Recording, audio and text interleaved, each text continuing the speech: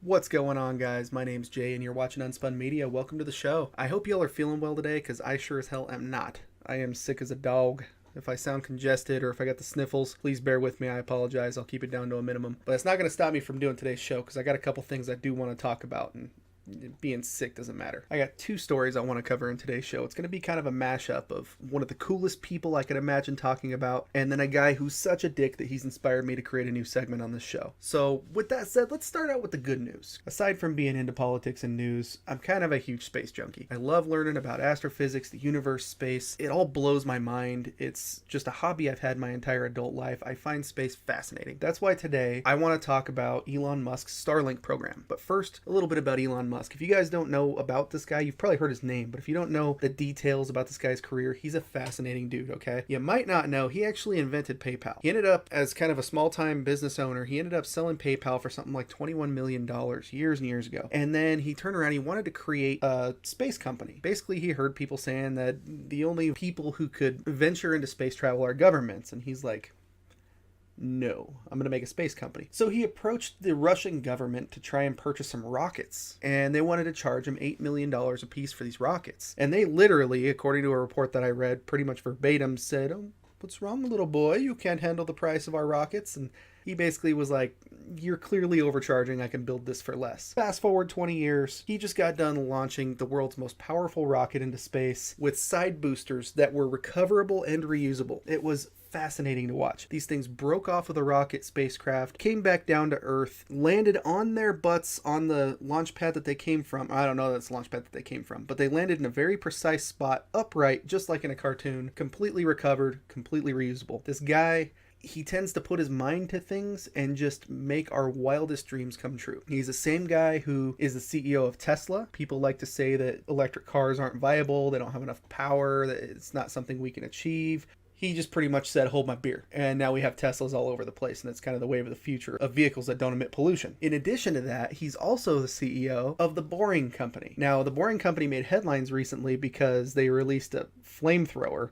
I shit you not, the dude actually made a flamethrower, but there's a cool story behind it. The Boring Company is not a flamethrower company. What they are is exactly what their name says, a company that wants to bore tunnels. And it's an idea that Elon Musk came up with. According to an article I read, he was speaking with somebody about flying cars. They were talking about the concept of how we're going to need to take vehicular travel to the third dimension. Because right now we only drive on the surface of the Earth, but we're going to need to basically go up and above that to create more space for people to travel. And Elon Musk is actually of the opinion that flying cars aren't too viable. I mean, think about it. You drive down the road and you see assholes that can't even merge into traffic without killing somebody. You want to really give them a pilot's license? So I can kind of see his reasoning. What he thought of was actually boring down below everything. He wants to take the third dimension downwards, bore underneath cities, in between cities. He wants to create loops a lot like subways within cities that have vehicles that carry single people in a car at a high rate of speed to their destination, much like a subway. But these tunnels will also go intercity. And he said, if we get to the point where we can create these tunnels and we can vacuum seal them, it'll negate wind resistance and any concern of breaking the sound barrier, and you'll be able to travel from, his example was Washington DC to New York City in 30 minutes for a very low cost. So he's working on the technology to create these tunnels, and he called the Boring Company. In order to raise some money, he made some hats, very simple hats that have the Boring Company logo on them, and he made a joke on Twitter saying, if we sell 25,000 hats,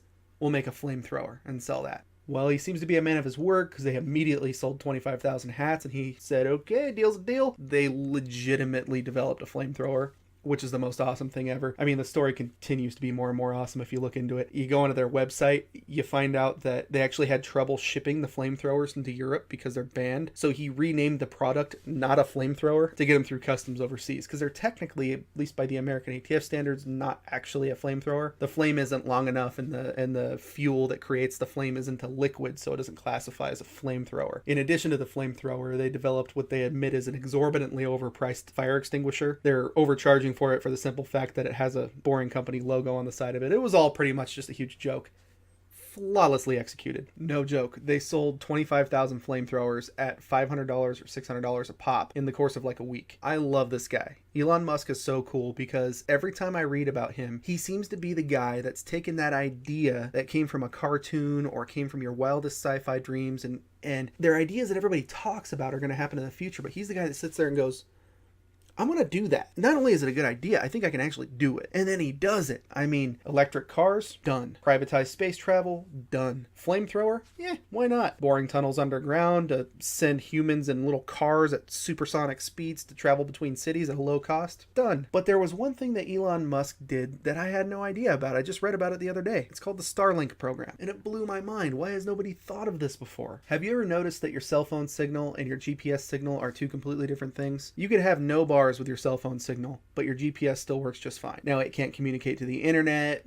Google Maps can't talk to you to say where your next turn is, but if you look at the actual map, it's still tracking your current location. It's still got your course plotted for you, the whole 9 yards. The reason for that is that GPS is satellite driven. What Elon Musk wants to do with the Starlink program is that he wants to launch thousands of satellites into space. We're talking like 12,000 small satellites into space to provide broadband internet access to everybody in the world at a low cost. This means everybody will have broadband access no matter where they're at. Imagine your Wi-Fi signal you have in your house right now, but it's not just at your house. You pay for the service and it's everywhere that you're not blocked by overhead coverage, like a tunnel. It'll still work inside buildings, things like that. Everything GPS can do, but it's your internet signal. It's the coolest idea ever. This is actually going to provide broadband internet access to third world countries, impoverished areas that could have a huge economic boost from something like this. It is such a good idea, and now that SpaceX is capable of reliably putting satellites in orbit, it's something that Elon Musk is now venturing out to do. I would normally say that the idea of putting 12,000 satellites into space is a little too much to ask, but Elon Musk seems to be the kind of guy that's not going to be discouraged by how hard something seems to be. So I'm super excited to see how this develops. It is a great idea. I'm pretty sure Elon Musk is Batman.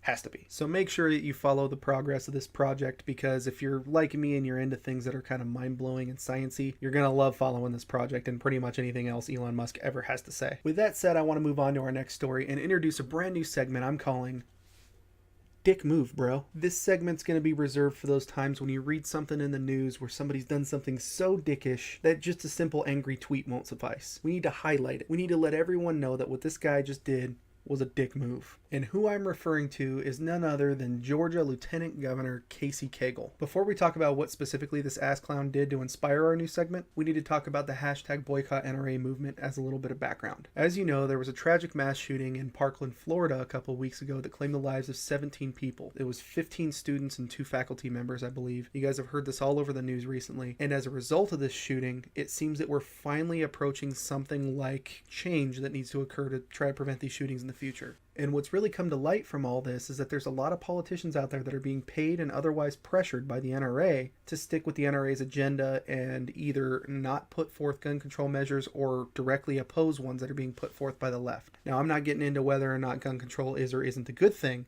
but just that it's necessary to bring up to talk about our next subject. Because from this came the boycott NRA movement. People are tired of lobbyists controlling our politicians. So people are pressuring companies to quit supporting the NRA. There's a lot of companies out there that provide NRA members discounts, things like that, to their services just for being a card-holding NRA member. And a lot of companies have dropped support. One of them was Delta Airlines. On February 24th, Delta announced something over Twitter with this tweet. Delta is reaching out to the NRA to let them know that we will be ending their contract for discounted rates through our group travel program. We will be requesting that the NRA remove our information from their website. Now, if you'll notice, they specifically didn't make any disparaging comments toward the NRA. They didn't say anything about gun control one way or the other. They made no political statement. All that they said was that they were going to discontinue their program that offers discounts to card-carrying NRA members. Well, given that Delta Airlines is a company headquartered in Atlanta, Georgia, this move elicited a response from Republican Lieutenant Governor Casey Cagle, who fired off this tweet. I will kill any tax legislation that benefits Delta unless the company changes its position and fully reinstates its relationship with the NRA. Corporations cannot attack conservatives and expect us not to fight back. To which I say,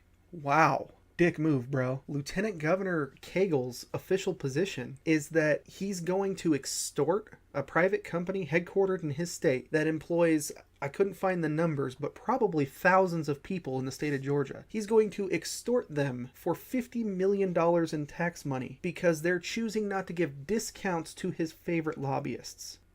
That's fucked up. Not only is it fucked up, but it's a particularly interesting statement coming from a Republican governor, given that Republicans are the ones that like to stand on the rooftop shouting that corporations are people and have all the same rights as human beings. Now, in most cases, I don't disagree that corporations have a lot of the same rights that people have, but isn't it awfully hypocritical for Casey Cagle to slam Delta Airlines for cutting ties with the NRA to such an extent that he's willing to extort them into reversing their decision by withholding $50 million in tax benefits? All because they cut ties with his favorite lobby, while at the very same time holding the position that companies have rights, they have religious views, they have political views, and that's why employers should be allowed to deny contraceptive coverage to their employees through their health insurance plans. Like, what the fuck? Do companies only have rights when those companies agree with the kind of things that you agree with, or do companies have rights?